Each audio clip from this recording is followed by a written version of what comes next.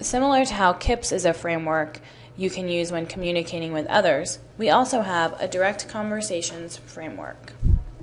The purpose is to give you a set of steps to follow when going through one of these direct conversations, like those you gave examples of at the beginning of this session.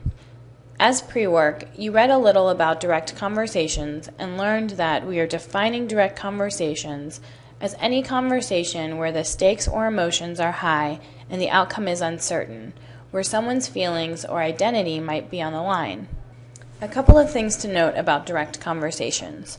You don't always see them coming. Sometimes you initiate a direct conversation, but sometimes they are initiated by others. A lot of what we'll talk about today relates to when you need to start a direct conversation, but if you find yourself on the other end, you should always go back to your KIPs. Second, you can't always prepare for a direct conversation.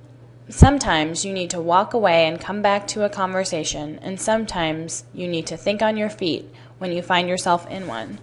Internalizing the steps we're about to discuss, knowing your KIPs, and practicing when possible will better prepare you for the times a direct conversation comes out of nowhere. With that in mind, we're going to spend the next part of this session talking about what your pre-reading described as the 5 steps to navigating direct conversations. To summarize, the 5 steps outlined were: prepare by walking through the 3 components of the situation, check your purpose, and decide whether or not to raise it, start from the third story, explore their story and yours, and problem solving. Let's dive into the first step.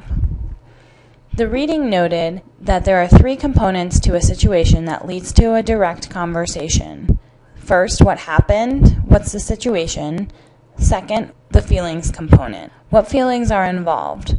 What might the other person be feeling now? What are you feeling? How might the other person feel when this is addressed?